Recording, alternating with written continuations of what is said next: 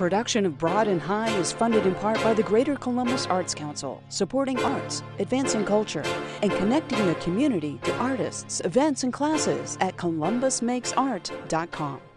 And by the Ohio Arts Council, a state agency that funds and supports quality arts experiences. This time on Broad and High, meet a Cincinnati sculptor who forged a special union with a local collector. I think it's a really beautiful thing when someone is late in their career and along comes this gentleman who makes everything possible again. And from multimedia to textiles, we'll show you art that has a lot to say about our lives now and in the past. This and more right now on Broad and High.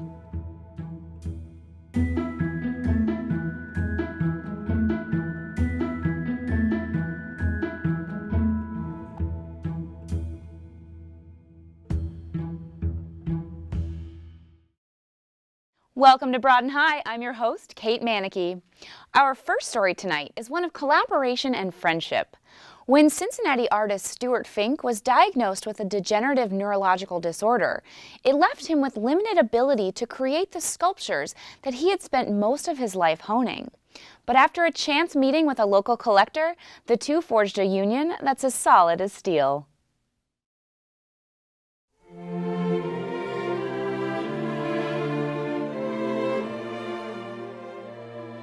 The big painting in the living room, I think, was done in 1975. I've always been a figurative painter.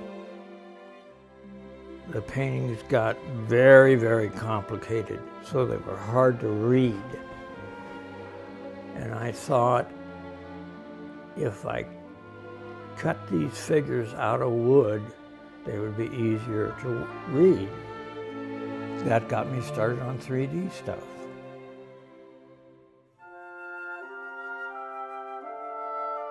I'm interested in dealing with opposites.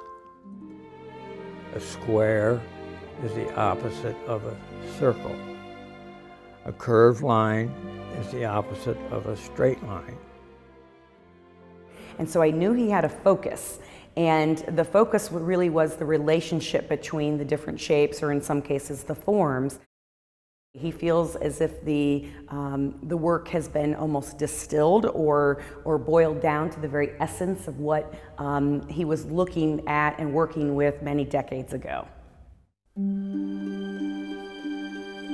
So unfortunately, Stuart has been diagnosed with a peripheral nervous system disorder, and Stuart remarkably has not let that stop his creativity. The first thing I came down with was a chronic form of Guillain-Barré syndrome, and I think the Parkinson's has some of the same effects on me. I cannot draw a straight line without a ruler. In going to Brant Roberts Gallery in the Short North in Columbus, we got to know Michelle Brandt, and over time she knew that I was drawn to Stuart's work, probably because of the geometric patterning that was repeated in a lot of things that he did. And she said, you know, you really ought to meet this guy someday. And so one cold February Saturday, I had called them up and said, why don't we go down to Cincinnati and meet Stuart? I said, sure, that's fine. I figured if he drove 100 miles, he might buy something, you know.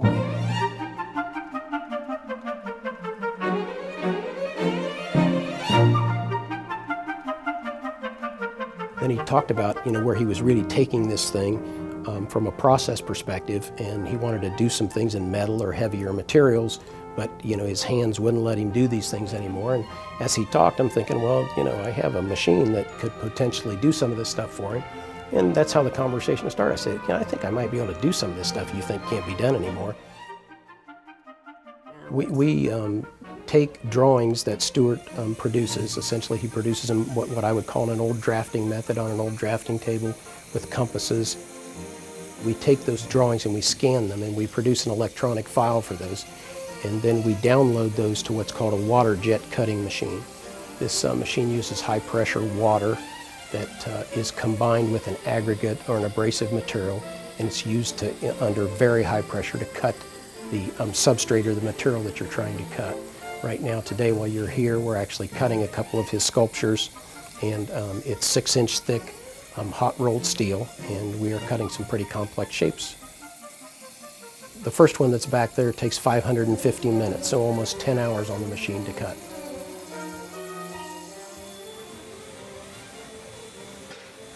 Stuart will take each piece after they've been cut. They go back to his studio. He leaves them outside so that they'll oxidize a certain way, and then he does put on the front, I guess, if you will, there's a certain coating that goes here, which will make this impervious to rust for up to 10 years. So even if one were to put this outdoors, this would continue to rust or oxidize. This surface will not. And again, there's so much going on here. It's the relationship between the different shapes and the negative space, and then also you have the contrast between the two different surfaces.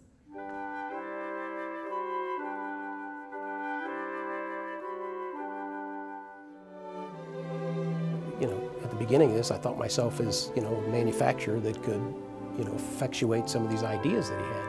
But over time, quite honestly, Stuart and I became friends, and that's where everything changed. When I first met him, he said, you know, I've been making stainless steel cabinets for 30 years, and it would be so nice to make something artistic.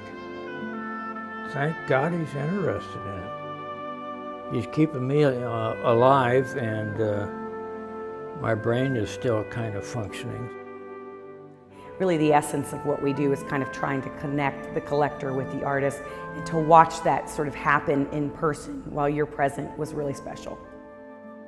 He's never stopped creating. He didn't know Tom was coming along. He didn't know that these would ever be created, but he kept getting up every day and doing what he does. And so when Tom came into the picture, again, it was just another avenue for Stuart to create. And I think it's a really beautiful thing when someone is late in their career and perhaps thinks that maybe things are coming to the end artistically, and along comes this gentleman who makes everything possible again.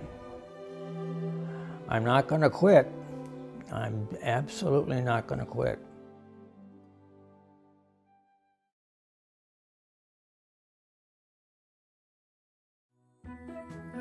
Stuart Fink is represented by Brant Roberts Gallery. If you're interested in learning more about his work, visit his artist page at brantrobertsgalleries.com or pop into the gallery located on High Street in the Short North Arts District.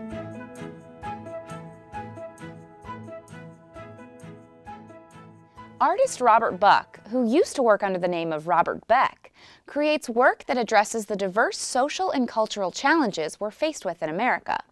Some pieces respond to the complicated history of our country's westward expansion, while others deal with our more recent history of tragic school shootings. His work is currently on view at the Pizzuti collection, and we had a chance to visit with the artist at his Manhattan studio, where he gave us some insight into his process, as well as that name change.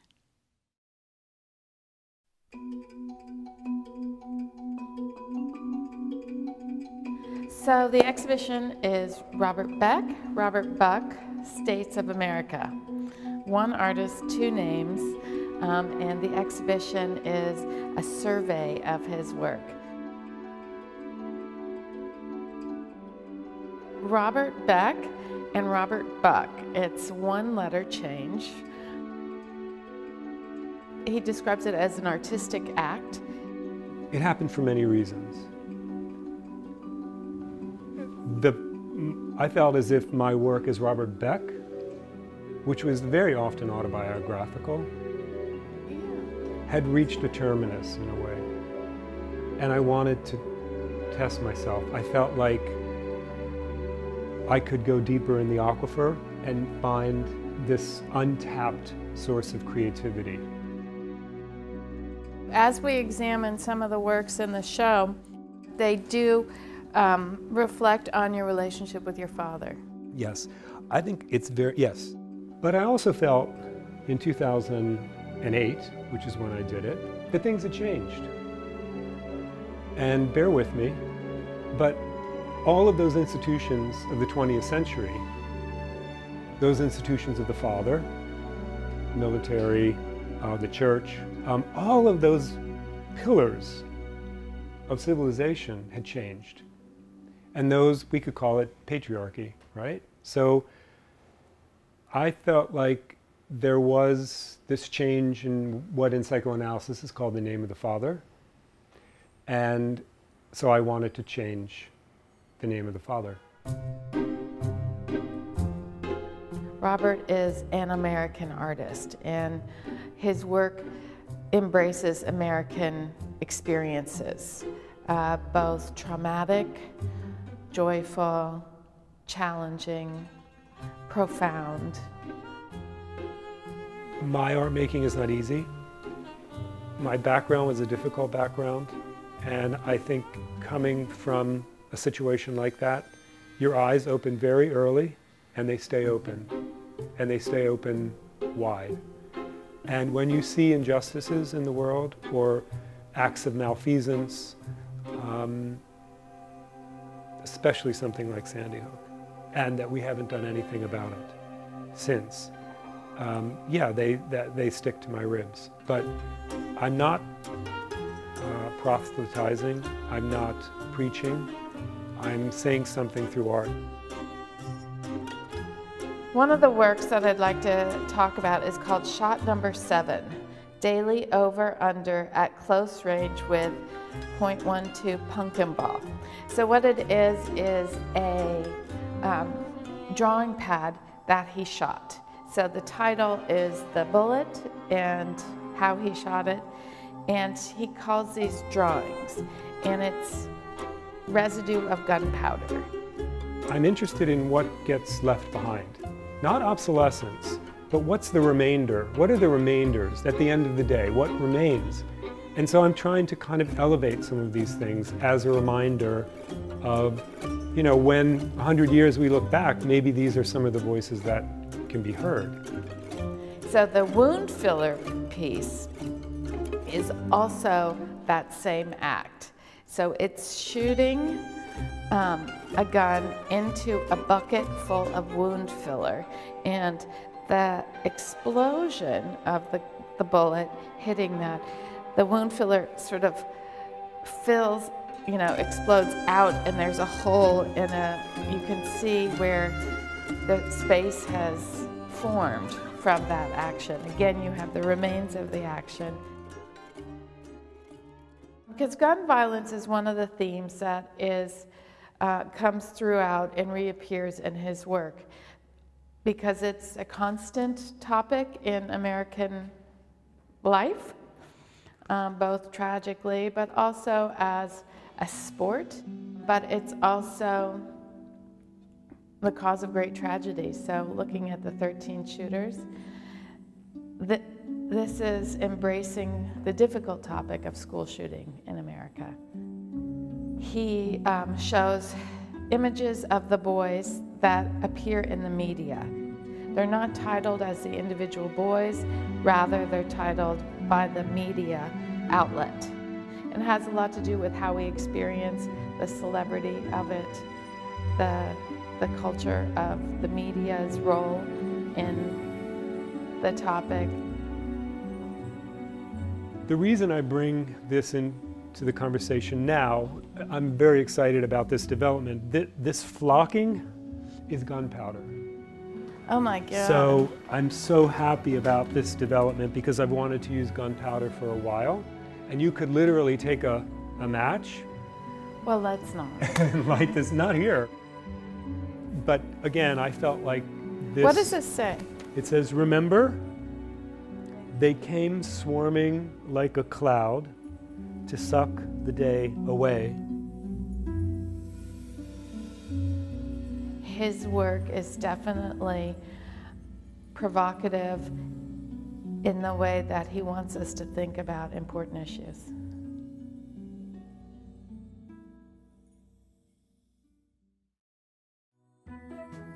The works of Robert Buck are on view at the Pizzuti Collection through September 4th. Visit pizzuticollection.org to learn more.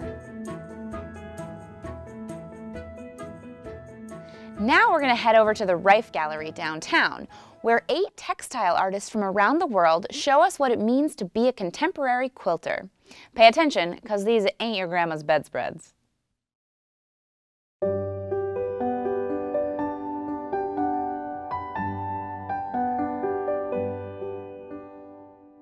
I've curated 4 exhibitions, and I have the same premise behind all of them, which is, first of all, I wanted all of these exhibitions to contain large works. That means quilts or textiles that are a minimum of 70 by 70 inches up to 8 feet by 8 feet. Next thing, I wanted to introduce a lot of new people, a lot of new artists that no one knows anything about, but who are making serious work. The other thing is the Rife Gallery, to me, is one of our beautiful spaces in Columbus. So I thought, wow, we need to have work in there that basically starts at the floor and goes to the ceiling, and it fills that space, so when you go in, you feel presence, and presence is very important. I've known about Nancy Crow, the curator, oh gosh, since I was in my 20s.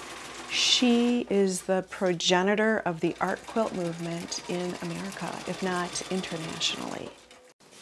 And I showed her what I was doing, that I really wasn't a quilt maker, that I was more about stitching, hand stitching, and not piecing fabric together. She called me in March of 2015 and said, I'm curating a show with artwork that's quilt related, but it's got to be big. And you're making big installations that relate to quilts. Do you think you can do this? And I took the challenge. I was thinking about what I was going to make for the Rife, for Nancy's show, and I went to nature. I started walking outside and looking at trees. I've been taking the same 2.5-mile walk for the last 15 years from my house down Lake Avenue to Edgewater Park and back. And I started to notice the marks on the ground and the leaves that have fallen and marks that might be made when they're going to put in a new gas line. And I thought, you know, this is all evidence that we live here. Here's some drawings I made after my walks. It's a map of my memories of walking in a space, and where I might have walked down a street and made these turns and walking on sidewalks. All of these other marks are not necessarily the landscape around me, but the landscape of my mind. Once I did this drawing, and actually I had a whole sketchbook of drawings, I had a need to see these marks in stitch. And I thought, well, what if I took fabric and cut strips of fabric and couched them, that's a sewing term, but also replicated the same shape. Here's this shape here, here's the shape here, just to see if I could make something more three-dimensional. It still wasn't enough. I had an opportunity to participate in a show where I could do whatever I wanted in the gallery space on 15 feet of wall. So I decided I'm going to take a big red magic marker and make these marks on the wall. And I did. And I thought, wow, that's not enough. Okay, you're seeing them really big. Now you want to see them come off the wall. And that's when I found the ruby lith. And I thought that is the perfect color for me to use to experiment with making a sculptural piece, something that replicates my drawn lines but in 3 dimensions. And if I make it large enough, I can walk through it, and it's as if I'm re-experiencing my lines that were drawn originally.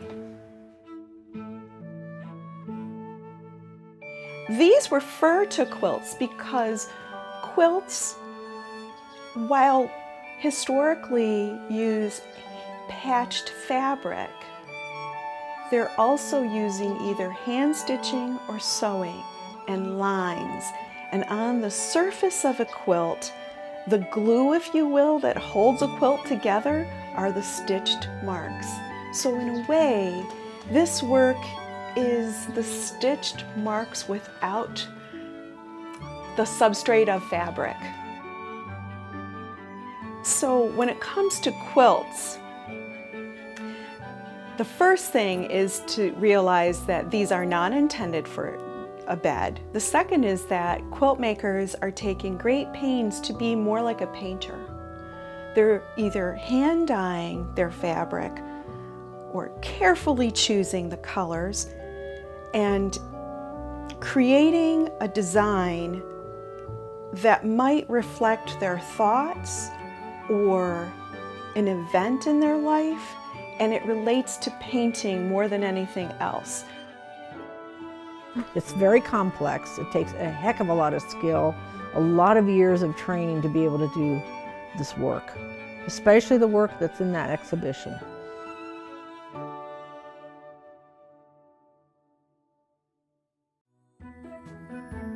Material Pulses is on view at the Ohio Arts Council's Rife Gallery through July 16th. There'll be activities and artist demonstrations throughout the run of the show, so be sure to visit rifegallery.org for details. So we just saw what's happening in the contemporary quilting world, where all kinds of rules are broken. But back in the day, us women folk were expected to make elaborate quilts to demonstrate our sewing skills and show that we were quality marriage material. My, how times have changed. Rebecca Odom at the Ohio History Center tells us how it used to be.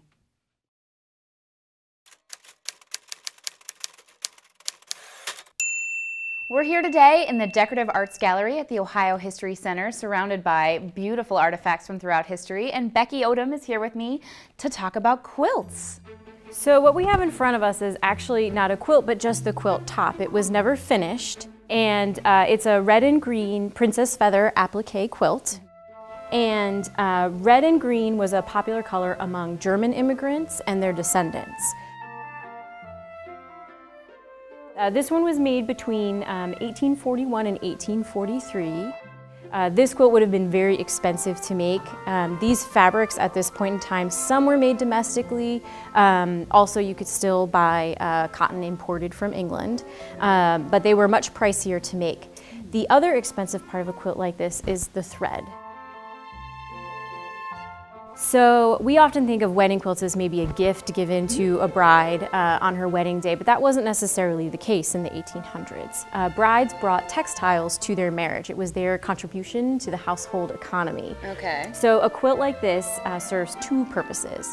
The first is it was something, if she had finished it, she could have brought with her to her home for her family to use. Nice. But because it's such a beautiful quilt, it would have taken a long time to do, it was more expensive to make, this was likely a quilt that she made to show off her sewing skills. Oh, interesting. So she was kind of making herself attractive to a husband. Exactly. With her skills. Exactly. It was really important for women to serve a good role as a wife and a mother.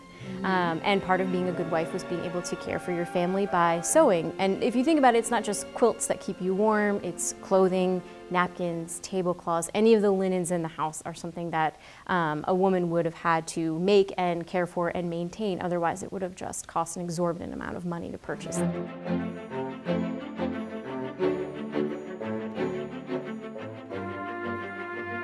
So this is just one of nearly 600 quilts that we have in our permanent collections here at the Ohio History Connection, and we have a few others that we'd like to share with you. Wonderful. This quilt was made by Mary Jolliffe Higgins. At least the quilt top was made by her. My favorite on this quilt is this border. This is a cotton chintz border. These large patterns on here would have been used for upholstery. So it has applique and then these Lemoyne stars, which are the main design motif on here. So she has Lemoyne stars alternating with snowballs. So this is a white on white quilt or a white work quilt. So it's called that because it has a white front and a white backing and it's stitched with white thread. And really what the white on white does is it showcases a woman's needlework skills, because if you aren't a good stitcher, your designs won't look right, they won't work. So this is like the ultimate quilting test. It really is. And what's really fabulous about whitework quilts is this texture that you get. Yeah. This is called stuffed work. It's sometimes called trapunto. Okay. So what a quilter would do is she would stitch and outline her design. So here, these are grapes, so she would outline each grape. Then she flips it over, and you actually would wedge apart the loose fibers in the back and then insert batting. Wow, that must be really time consuming. It's very time consuming because you can see she has to do each stitch section individually. And this one is cotton, and it dates to about 1810, so it's a very early quilt. And now this fringe was added later on. Someone just wanted to give it a little flair. They did. That's our show. You can watch all of these stories and more at WOSU.org. And of course, don't forget to follow us on Facebook, Twitter, and Instagram. We're closing today's show with the music of local singer-songwriter Maria Levatov and a track off her 2014 album, Hold. Thanks for watching. We'll see you back here next week on Broad and High. But you fooled me, darling. And it's time for us to call it quits.